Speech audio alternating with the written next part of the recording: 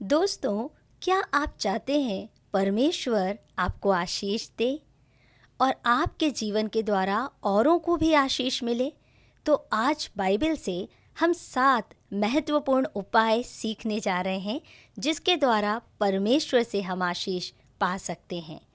सबसे पहला काम, परमेश्वर की आज्ञाओं का पालन करें।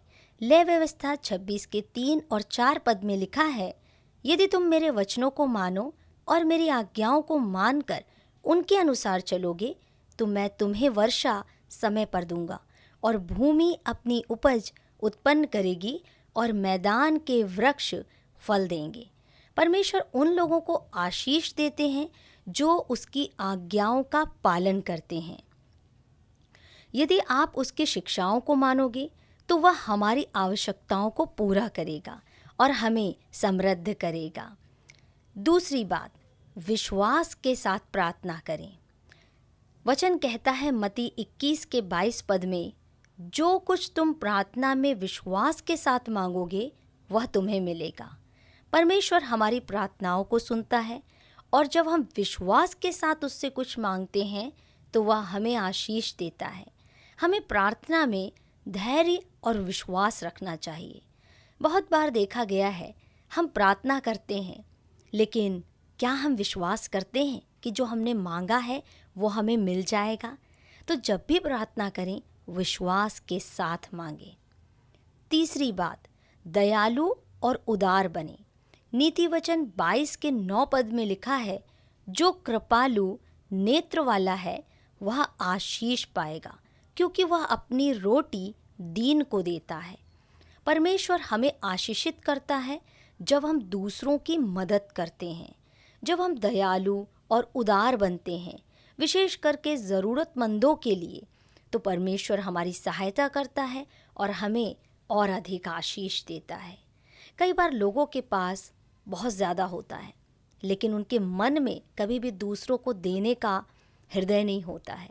होने पाए हम परमेश्वर के वो लोग हों कि जो कुछ खुदा ने हमको दिया है वो हम ज़रूरतमंदों के साथ शेयर करें। चौथी चीज़, परमेश्वर पर भरोसा करें। नीति वचन 3 के 5 और 6 पद में लिखा है, यहोवा पर अपने संपूर्ण मन से भरोसा रख और अपनी समझ पर भरोसा ना रख। उसी को स्मरण कर तो वह तेरे लिए सीधा मार्ग निकालेगा।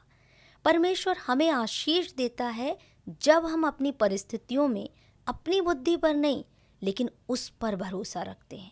उसका मार्गदर्शन हमें सही दिशा में ले जाता है। उदाहरण के रूप में देखते हैं, जब दाऊद के पत्नियों को और बच्चों को और उसके साथी के परिवारों को जब अमालेकी बंदी बनाकर ले गए थे और उस समय दाऊद के सारे साथी दाऊद के विरोध में खड़े हो गए और पत्थर उठा लिए कि सारी फसाद की जड़ दाऊद ही है। उस समय दाऊद अपने परमेश्वर को याद करता है, हियाब बांधता है और अपने परमेश्वर से मार्गदर्शन मांगता है। तब परमेश्वर दाऊद को सही दिशा बताते हैं। परमेश्वर कहते हैं, जा और तू सब कुछ लौटा ले आएगा। और बाइबल कहती है दाऊद गया और सब का सब वापस लौटा ले आया। तो आज हमारे जीवन में यदि हमें मार्गदर्शन की ज़रूरत है, हम अपने परमेश्वर पर भरोसा रखें। पांचवी बात, परमेश्वर के वचन का अध्ययन करें।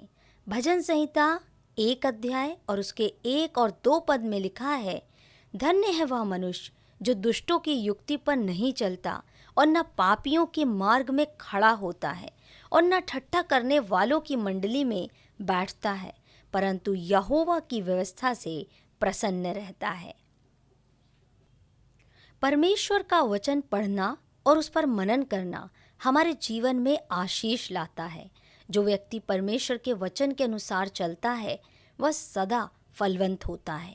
उदाहरण के लिए, जब परमेश्वर का दास मूसा इस दुनिया से चला गया, यहोशू को जब लीडरशिप मिली, परमेश्वर ने उससे बात किया और परमेश्वर ने कहा, यहोशू देख, जैसे मैं तेरे स्वामी मूसा के साथ साथ था वैसे ही मैं तेरे साथ रहूँगा। तू मेरी व्यवस्था पर दिन रात ध्यान देना, इससे दाएं और बाएं नहीं मुड़ना। तब जो भी काम तू करेगा उसमें तुझे सफलता मिलेगी, तू लोगों के मध्य में प्रभावशाली होगा। और बाइबल कहती है यहोशू ने ठीक वैसा ही किया। आने वाले समय में परमेश्वर ने उसे कनान पहुंचाया।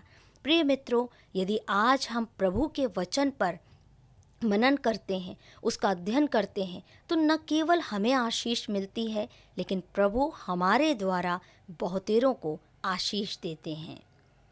छठवीं बात, सच्चे मन से सेवा करें। कुलुस्सियों 3:23 में लिखा है, जो कुछ तुम करते हो तन मन से करो, यह जानकर कि मनुष्यों के लिए नहीं परंतु प्रभु के लिए कर रहे हो।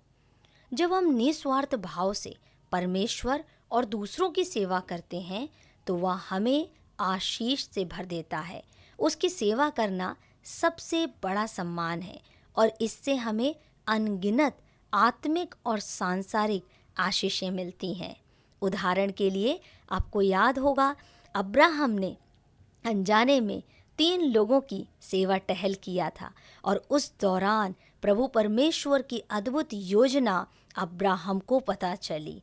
परमेश्वर ने बताया कि आने वाले समय में वो क्या करने वाले हैं। तो जब हम निस्वार्थ भाव से प्रभु की और प्रभु के लोगों की सेवा करते हैं, प्रभु अपनी अद्भुत योजनाओं को हमारे जीवन में प्रकट करते हैं। 7वीं बात, धन्यवादी और प्रसन्न रहें। पहला थिस्सलुनीको 5:18 में लिखा है, सब बातों में धन्यवाद करो क्योंकि तुम्हारे लिए मसीह यीशु में परमेश्वर पिता की यही इच्छा है। परमेश्वर उन लोगों को आशीष देता है जो हर परिस्थिति में उसका धन्यवाद करते हैं। जब हम शिकायत के बजाय कृतज्ञता का भाव रखते हैं तो परमेश्वर हमारे जीवन को और अधिक आशीषों से भर देता है। उदाहरण के लिए परमेश्वर के दास अय्यूब के जीवन में जब उसका सब कुछ शैतान के द्वारा लूट लिया गया, उस समय उसने कहा, यहोवा का नाम धन्य हो, यहोवा का नाम धन्य हो। और बाइबल कहती है आने वाले समय में यहोवा ने उसको दुगनी आशीषों से भर दिया। तो प्रिय मित्रों, आपके पास जो कुछ भी है और जो कुछ मिलने वाला है, सारी बातों के लिए प्रभु परमेश्वर को धन्यवाद दीजिए। परमेश्वर से आशीष प्राप्त करने के लिए हमें उसकी आज्ञाओं का पालन करना है, प्रार्थना विश्वास के साथ करना है, उदार और दयालु बने रहना है, परमेश्वर की बुद्धि पर भरोसा करना है, उसके वचन का अध्ययन करना है और दूसरों की सेवा बड़े ही सच्चे मन से करना है और हमेशा प्रभु के प्रति धन्यवादी बने रहना है। जब हम इन बातों का पालन करेंगे तो परमेश्वर हमें आत्मिक, मानसिक और भौतिक आशीषों से भर देंगे। मैं विश्वास करती हूँ आज की ये अद्भुत 7 बातें आपके जीवन में आशीष लेकर आएंगी। यदि आप ऐसे ही बेहतरीन और भी ऑडियोज़ को सुनना चाहते हैं, परमेश्वर के वचन में और भी बढ़ना चाहते हैं, तो आप गूगल में जाकर BibleVani.com हमारी वेबसाइट को विज़िट कर सकते हैं। वहाँ ऐसे ही सुंदर सरमन आपको पढ़ने, सुनने और हाँ, शेयर करने के लिए भी ज़रूर मिलेंगे। तो क्या आप इसे औरों के साथ शेयर करने के लिए तैयार हैं? यदि आज के वचन ने आपको आशीष दिया है तो आप अपने कमेंट के द्वारा मुझे ज़रूर बता सकते हैं और इस ऑडियो को आप लाइक कर सकते हैं, शेयर कर सकते हैं और हमारे साथ प्रभु के वचन को निरंतर सुन सकते हैं। मैं फिर मिलूंगी, तब तक के लिए जय मसीह की।